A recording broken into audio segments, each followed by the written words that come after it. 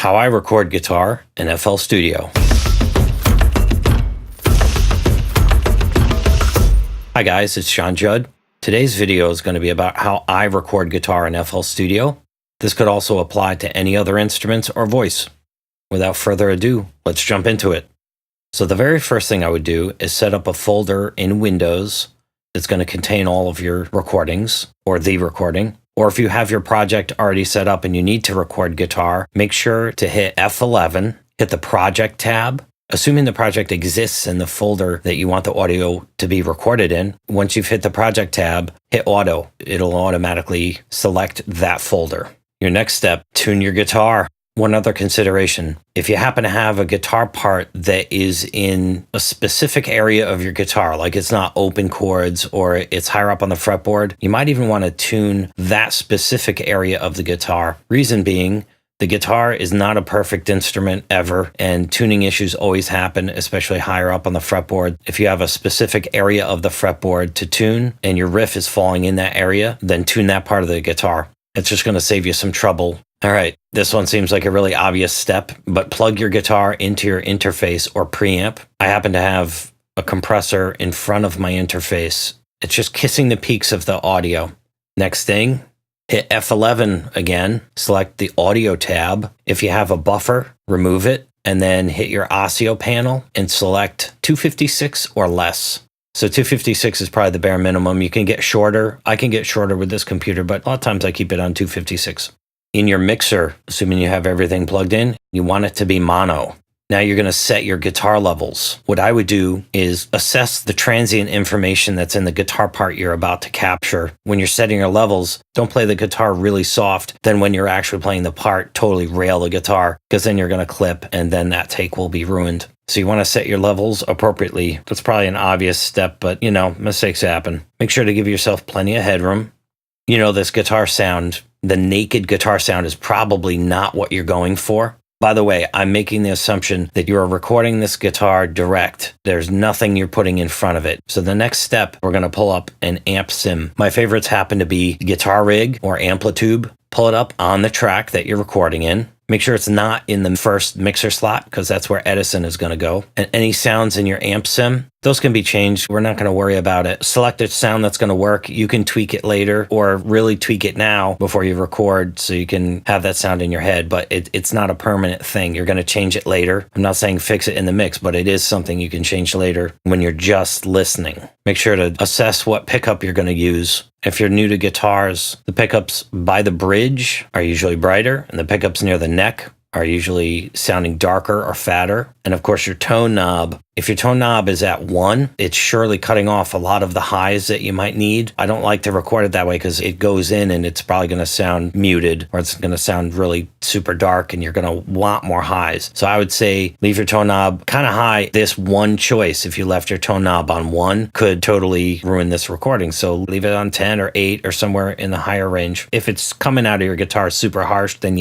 roll it off a little bit. Hum considerations. A lot of times if you have a single coil pickup and it is facing a screen, it is going to be humming more than it would, and that hum is going to get into the recording, especially with single coil pickups. You slant your guitar a little bit away from the screens or your monitors, your cell phone. And you're thinking, why would my cell phone affect this at all? It's not in the system. Believe it or not, I've had a cell phone somewhat close to electronics, and whatever it is, maybe it's the cell phone connecting to a tower. If it's too close to your interface or too close to the pickups of your guitar, those things are going to pick up your cell phone connecting to a tower or something like that. And then you're going to have this weird digital thing happening once in a while.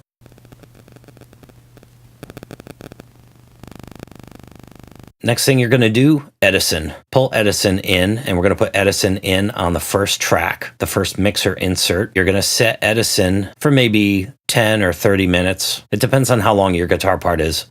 We're going to set up Edison to record on play. We're not going to click record yet. We're just setting it up. I usually have it detached. Now select the part of the playlist that you're going to be loop recording into. I usually give an extra bar on the front and an extra bar on the end. When it's going to loop, it gives you time to gather your thoughts. Turn the metronome on. Arm Edison. And now with the cursor focus off of Edison, you're going to hit play and perform your parts. So in this example, I've actually recorded the audio ahead of time. We're going to pretend like this is the fresh audio.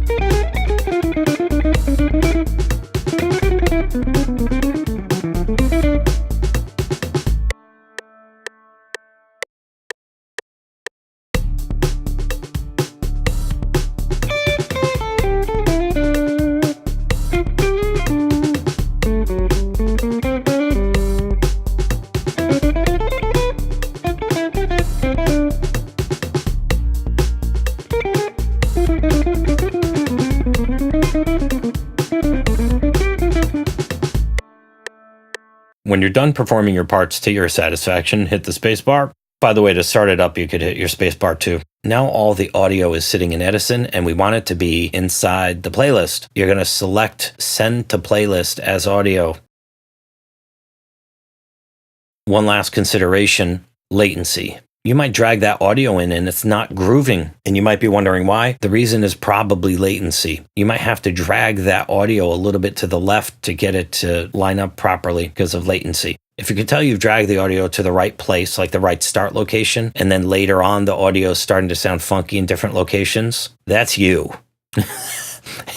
That's your guitar playing and your timing that is the problem. A little more practice next time, perhaps. Now, here's the great thing about this video. FL Studio 20 is right around the corner, and it somehow might be making this method of recording audio obsolete. I've been recording audio this way for years, and it works fine for me. And even if something changes in FL 20, I'll continue to do it this way. But, we got to try the other stuff out too and see how that works. It sounds like it's going to be a game changer for FL Studio. We'll see.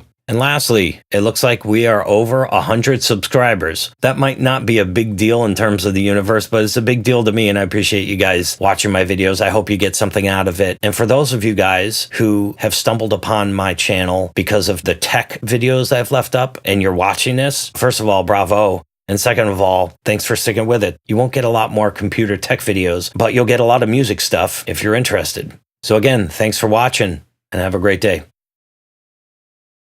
Once upon a time, I'm on a gig. I had one of these phones that was, I want to say it was one of the original Nokia. It was one of those phones, and it was a little larger than an Amazon remote. And so we're playing the gig. It's an auditorium, and it's an awards ceremony. My phone is happening to be sitting on top of my amp, and that phone, its sound is off, and no calls came in during a perfectly quiet moment in the ceremony while the band was waiting and listening to the speaker. That phone somehow connected to the tower, and it obviously I had a cheap amp, and that phone signal went right through the amp, beep, beep, beep, beep, beep, and you could hear it just connecting with the tower, and it was screaming loud. Gig tragedy, not my best moment. So keep the phones away from the electronics.